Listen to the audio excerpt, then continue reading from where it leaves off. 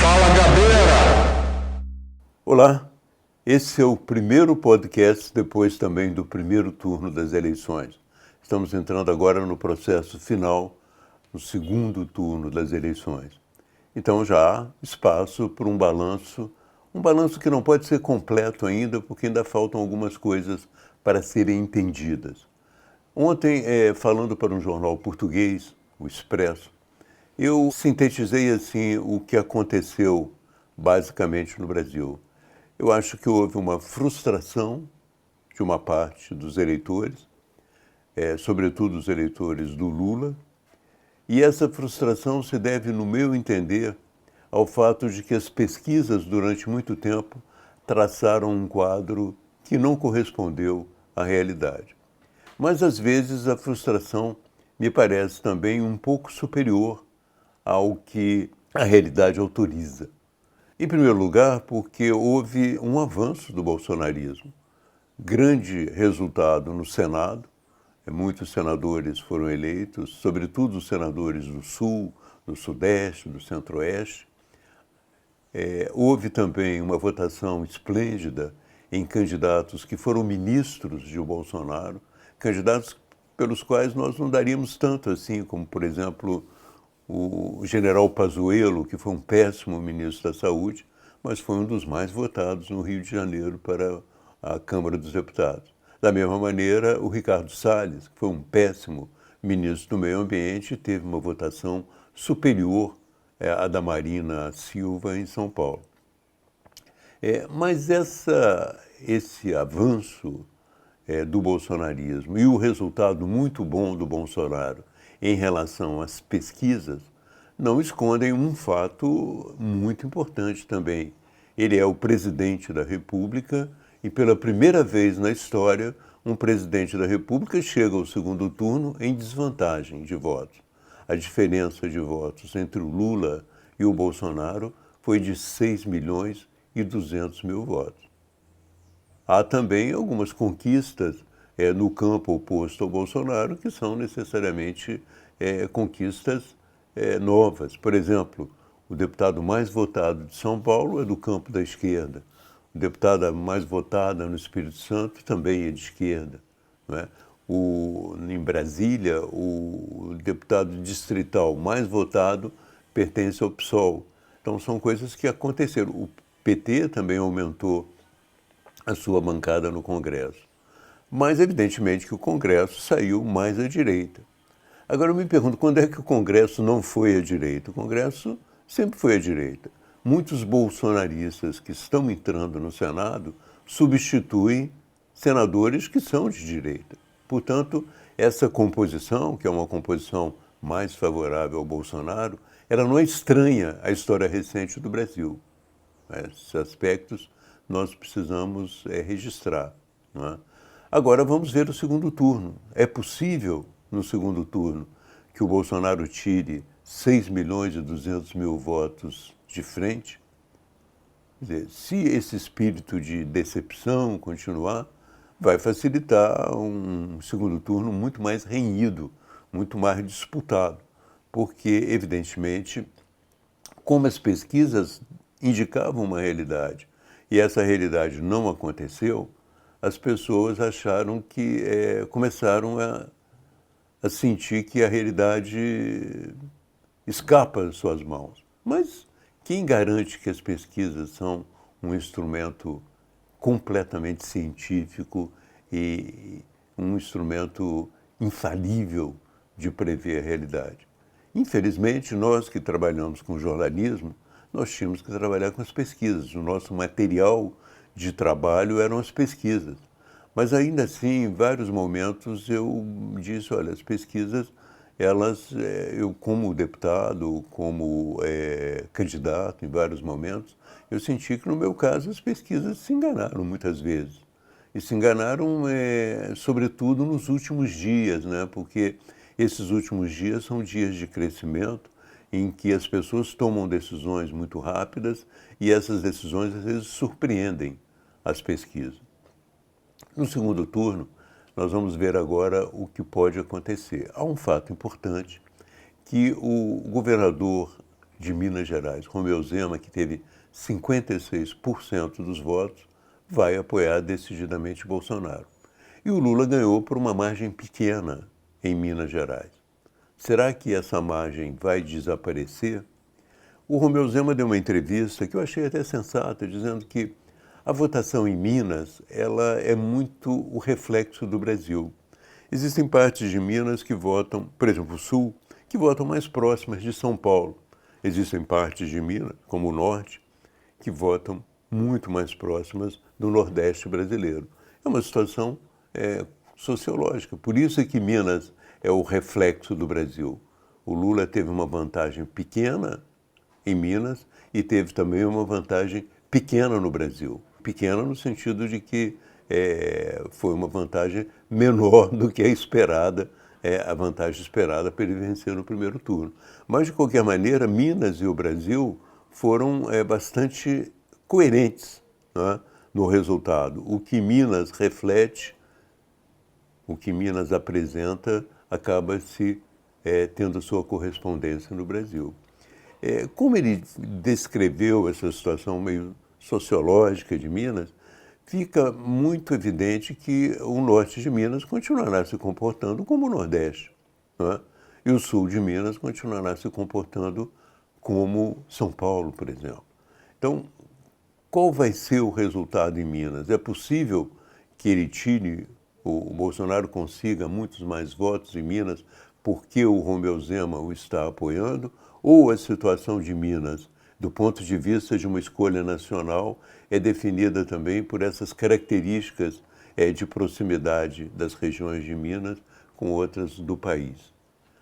O Zema afirma que o norte de Minas tem uma memória boa do governo Lula e que muitas obras, muitas coisas foram feitas naquele período e que essa memória também é muito semelhante à memória que existe no Nordeste.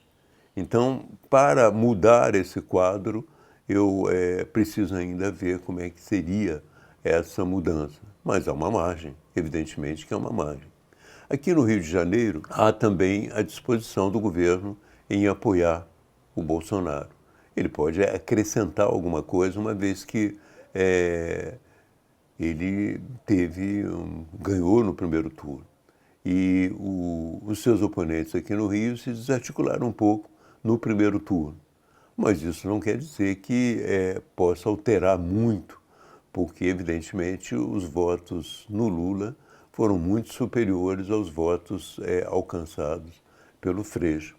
E aqui no Rio de Janeiro também, a perda do cargo de senador pelos oponentes de Bolsonaro, a vitória do Romário, foi muito fruto de uma divisão.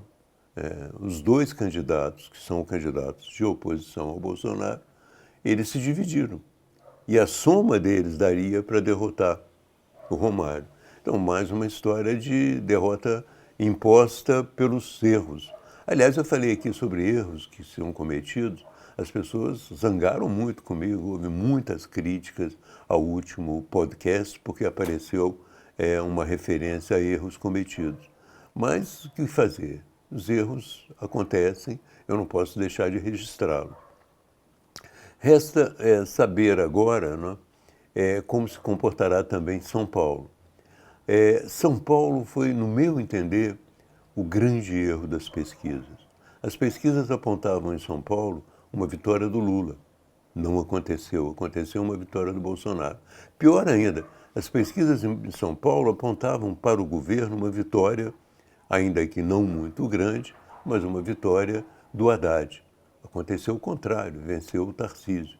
Então, São Paulo apresentou uma votação em Bolsonaro muito superior à esperada. É claro que os institutos de pesquisa dizem, mas isso foi uma decisão de última hora, isso foram os indecisos. Mas será que os indecisos se concentraram em São Paulo? Como explicar essa diferença tão profunda em São Paulo? Eu acho que houve um erro. Eu acredito que se os institutos de pesquisa, passado esse momento, refletirem, eles vão ter que mudar a metodologia, porque alguma coisa aconteceu em São Paulo que foi muito errada. E ali em São Paulo agora, o Rodrigo Garcia, que é o governador do estado, e representa o PSDB, representa em termos que o PSDB hoje está em frangalhos e muito dividido, mas ele deu apoio ao Bolsonaro. O que isso pode representar no segundo turno? No meu entender, uma força muito grande é o candidato bolsonarista, o Tarcísio, que já está na frente. Mas será que esse apoio do Rodrigo Garcia vai representar um aumento de votos para o Bolsonaro em relação ao Lula? Ou, no primeiro turno, já haveria uma grande descarga de votos no Bolsonaro? Será que as pessoas que votaram no Rodrigo Garcia, que foi o terceiro colocado e agora apoia o Bolsonaro, elas vão votar certamente no Tarcísio. Mas será que na sua composição de chapa elas votaram Rodrigo Garcia e Lula ou votaram já Rodrigo Garcia e Bolsonaro? A minha suspeita é que o interior de São Paulo já votou. Que votou no Rodrigo Garcia já votou também no Bolsonaro. Mas, de qualquer maneira, pode haver uma pequena diferença. Então, essa diferença no Sudeste vai ser muito possivelmente diminuída entre o Lula e o Bolsonaro. Mas no Nordeste as coisas continuam. Eu acho até que no Nordeste vai haver uma sedimentação do voto em Lula. Por quê? Porque houve muitos movimentos críticos em relação ao Nordeste, aos nordestinos, e que isso acaba dando aos nordestinos uma sensação de discriminação. Acaba sedimentando o voto que eles deram ao Lula, e os nordestinos muito possivelmente se sentiram discriminados com isso. Há campanhas na internet falando sobre o orgulho de ser nordestino, certamente orgulho que deve também ter sido ferido por essas críticas. Mas eu acho que há outros fatores que podem contribuir também. O debate que vai existir entre os dois candidatos será um debate mais limpo, no sentido de que não haverá interferência de outros candidatos como houve da outra vez. Eles ficarão frente a frente, fazendo perguntas e respostas entre eles. Então, eu acho que esse debate terá um resultado na opinião pública muito importante. Ele pode também contribuir para a decisão final. Então, além do trabalho que todos podem trazer, esse debate terá importância. Também terão importância os eleitores de Ciro Gomes, que votaram no Ciro Gomes e agora podem vir votar em Lula, e os eleitores de Simone Tebet. É uma situação muito difícil de prever.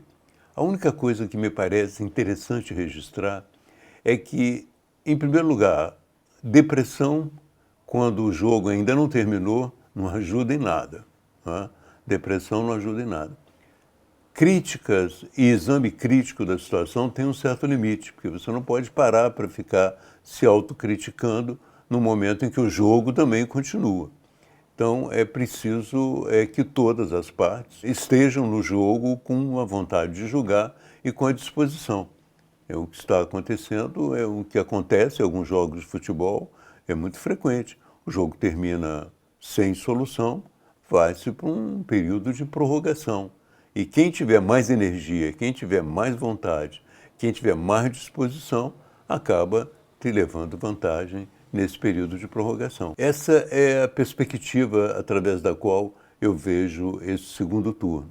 Mas vou continuar analisando porque muitos fatos acontecerão.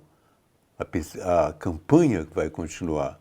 Então, vai ser necessário uma análise da campanha, vai ser necessário também analisar o movimento dos candidatos. Eu acredito, sinceramente, que os candidatos todos vão tentar caminhar para o centro, uma vez que são posições muito definidas, né? De um lado o Bolsonaro, de outro Lula, todos vão tentar, de uma certa maneira, amenizar o seu discurso para atrair aquela parte dos eleitores, não que seja indecisa, mas que é moderada, que prefere mais tranquilidade e mais paz no país. Essa é a minha sensação.